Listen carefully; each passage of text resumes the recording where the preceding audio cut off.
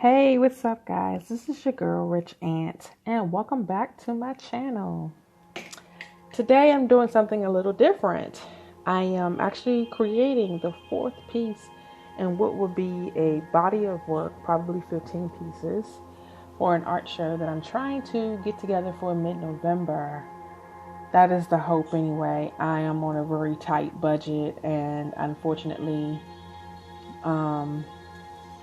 this may be something that I am actually funding myself. So I have a venue that I would love to use.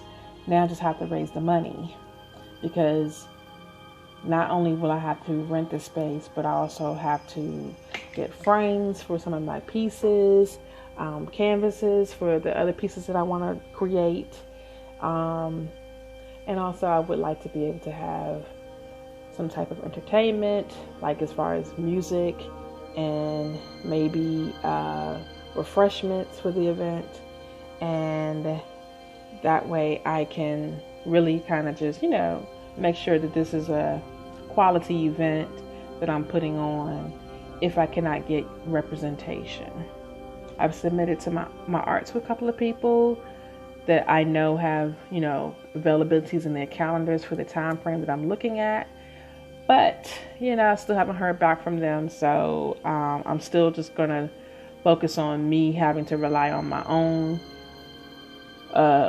resources to get this event done. Right now, this is the fourth piece that I've done, and it is charcoal on tone paper with also acrylic paint.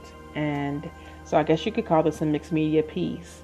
I'm really fond of the tone paper, but this time I wanted to kick it up a notch by not just creating a graphite drawing with some white highlights, but I wanted to really make sure that the drawings were really rich in contrast. So I decided to use charcoal. And it's been a long time since I've used charcoal, so it was still a learning curve while I'm creating these pieces. I just kept having to remind myself, it's just paper. It's, worst case scenario, you got to start over. Worst case scenario, you don't have to upload this video. But I went ahead and pressed through, and what I've been learning through the process is just keep going. There's almost always an ugly phase before it gets better. So just keep building layers, keep working it, and eventually it'll come together. If not, it's not the end of the world. And that's exactly what I felt like I had to keep reminding myself when creating this piece, especially when I struggled. I used to be really good at creating hands, and now I find that because I've gotten out of the practice, it's a little awkward sometimes. And overall, me creating my pieces and having to understand the anatomy of the human body and still keep in line with what my style is. I like exaggerated necks, long necks, and I like really defined cheekbones and full lips and big eyes. But also still wanted to look somewhat proportional as far as the actual let's say torso to hip ratio or arm to elbow length, just things of that nature. I try to keep it somewhat proportional. So these drawings always kind of push me to focus on my anatomy. And sometimes I feel like I've dropped the ball, but I just keep going, and each one gets better when I look at my body of work over a period of time and I see, okay, well, you were doing good, you're getting better. So that's kind of how I look at it. Same thing with the charcoal process. It's definitely something that I'm a self-taught artist anyway. So a lot of the things, I'm just going at it until I find a way that it feels right to me. And I definitely know that there's probably certain different ways that you can use charcoal that I'm not doing or I should be doing, and I'm just not. But I'm finding that the rhythm that I'm creating, it's working for me. But I'm open to learning different ways and different techniques if it can allow my process to come out easier, less painful.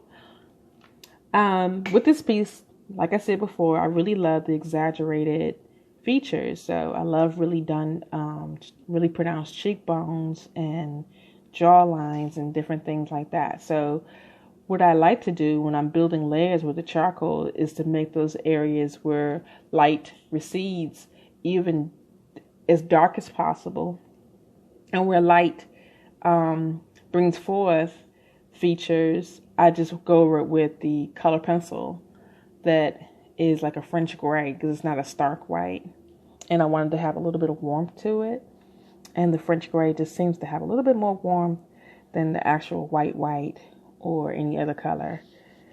Even though I'm working on tone paper, it's still just, to keep it from looking too ashy, even though the characters are really, really, really, really dark.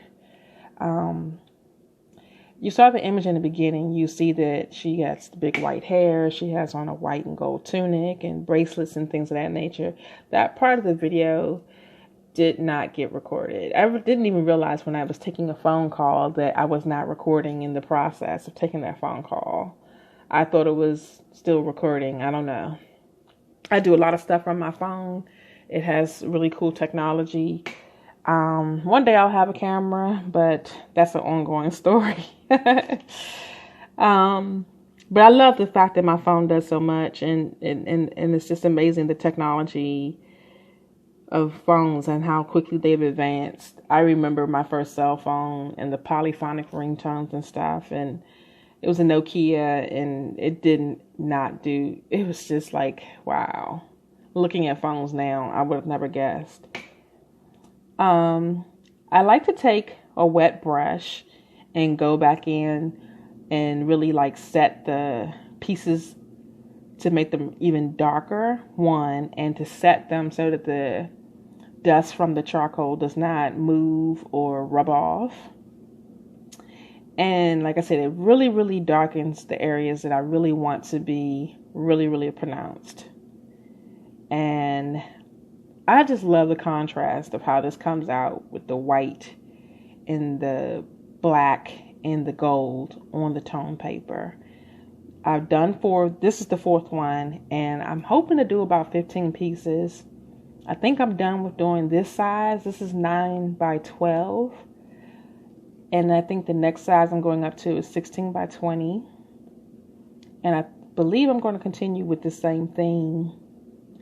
And this is totally different from my work, because normally I like to use a lot of color in my work. Also, I've kind of tried to do somewhat different faces in each piece. You can still, I think, identify that this is my work or my style, but I just definitely wanted to create different facial features in each piece so that someone can identify with themselves in this piece. Here I am adding the acrylic paint, and I build layers in her hair to give it texture and dimension. And then after that's when the footage gets lost. You don't see me creating her dress and her bangles and different things like that, but you'll see the finished look in the picture. And you'll also see the other 3 that I did create. So I do have a Patreon account. And it would be wonderful if you guys could go over there. I'm going to have the information in the bottom bar, and just check out the rewards you can get. And it would be great. Any help that I can get hosting this show would be awesome. I'm also going to do a virtual show, and I'm also going to allow people who join my mailing list to get first dibs on the pieces that are going to be in the show. So hopefully some pieces will be sold as they're being hung, And so yeah, I'm definitely looking forward to this event, and I really appreciate all the help you guys can give me. And I'll see you in the next video, so make sure you like and subscribe. Peace and grace, everybody. Bye.